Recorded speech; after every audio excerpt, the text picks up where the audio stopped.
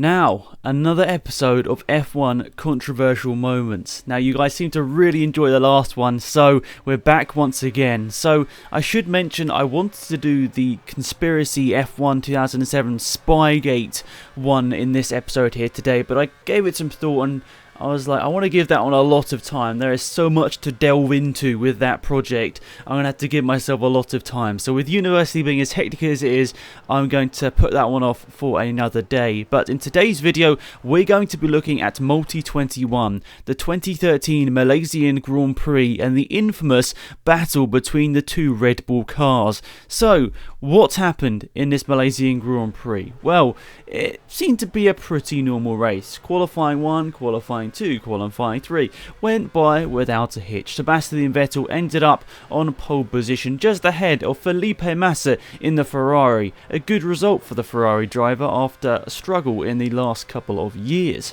Fernando Alonso started third place on the grid, Lewis Hamilton was fourth, and Mark Webber really struggled in Q3 and ended up way off the pace of his teammate Sebastian Vettel. Nico Rosberg was sixth, Raikkonen was seventh, Button, Suttel and Perez was the top 10 on the grid for the Malaysian Grand Prix in 2013. However, the race wasn't to go by as easily. This led to one of the most infamous moments in Formula 1 history, especially in the radio era, when we have the appreciation of drivers being able to speak on the radio and voice their opinions. This is something that will go down in Formula 1 history as an iconic and controversial moment of the sport.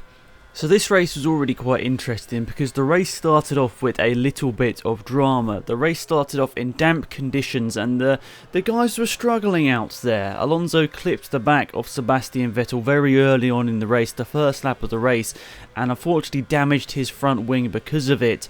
Now, Fernando Alonso was really hoping for a chance of a championship in this season because he was going into this one after just missing out on 2012, so he made this opportunistic lunge to try and get past Sebastian Vettel, or just trying to manoeuvre himself in the right place, but he clipped the back of Sebastian Vettel, broke his front wing, and a lap later, on lap number 2, the front wing fell off and he was into the gravel and retired from the race. We got those sort of vibes that this was not going to be a Fernando Alonso season, and that's what it turned out to be. Nonetheless, Sebastian Vettel led throughout the majority of the early parts of the race. Drivers were falling out of the race like Force Indias, they were struggling. Jenson Button briefly led the race whilst Sebastian Vettel had pitted.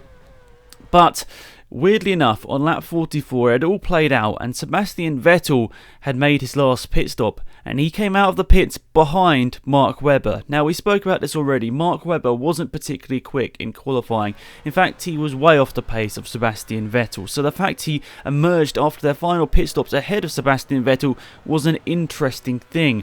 A lot of people thought at the time, how did this happen? But fair to play to Mark Webber, he had the pace throughout the race to get himself ahead of Sebastian Vettel on track. But saying this, Mark Webber was on a harder compound of tyres than Sebastian Vettel. Even though he stopped later, I recall that Mark Webber was on the orange hard compound tyre whilst Sebastian Vettel was on the medium compound tyre, which was the white sidewall tyre. So there was a performance advantage in Sebastian Vettel's hands going into the latter stages of this race. This all started on lap 44 of 56, with just over 10 laps to go in this race, and it looked like Sebastian Vettel was going to be beaten by Mark Webber in a rare battle on track between the two, and that's how we thought it'd go, because we heard the call over the radio saying Multi 21, which we all now know means that Car 2 stays ahead of Car 1. And if you want to hear this in more detail, I strongly advise you go over to Formula 1's official YouTube channel and watch Beyond the Grid,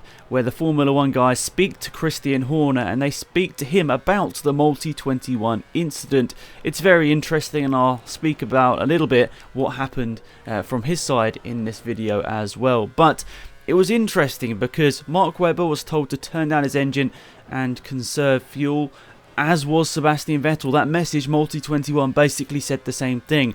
Bring the cars home first and second, Car 2 ahead of Car 1. That's what they all thought was going to happen. But it didn't happen like that. In a strange turn of events, Sebastian Vettel ignored the team orders and went ahead and overtaked Mark Webber with a couple of laps to go. To be fair to him, Mark Webber didn't give up. He didn't just let Sebastian Vettel through. I mean, who in the right mind would? They're battling for a race victory, for goodness sake. But Mark Webber really battled hard and tried to keep Sebastian Vettel behind. On numerous occasions, Vettel went for it and Webber came straight back, which was the fighting spirit we loved in Mark Webber, even though we realised probably at the end of the day he didn't have the pace of Sebastian Vettel throughout his career at Red Bull.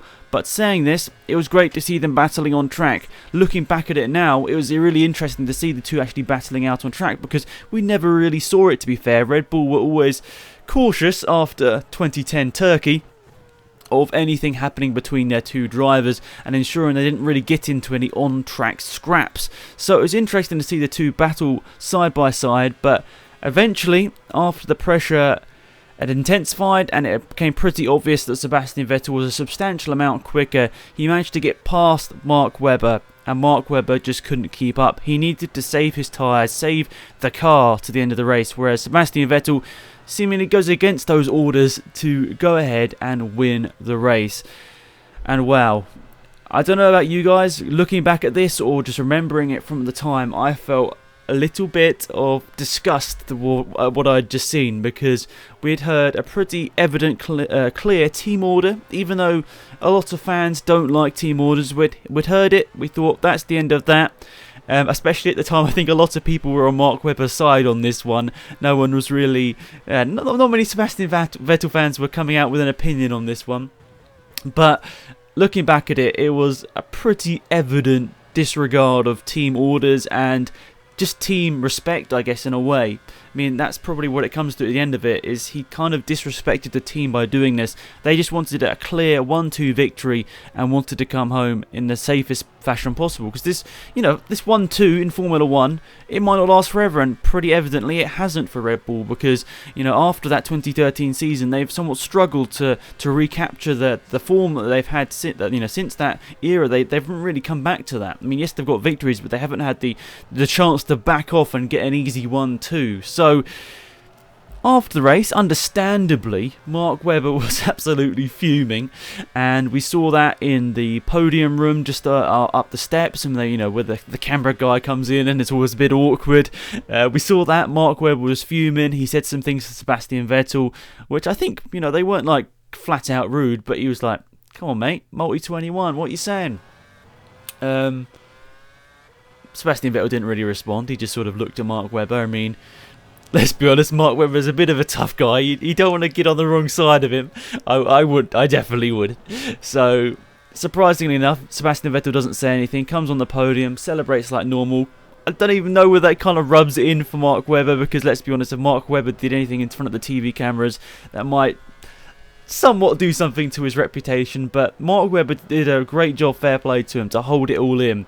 But it was really, really weird, because later that week, just after the race, Vettel apologised for what he had done, which was weird, because he had apologised for disregarding team orders and all that sort of stuff, which was like, if you really thought it was a bad thing, why didn't you just not do it in the first place?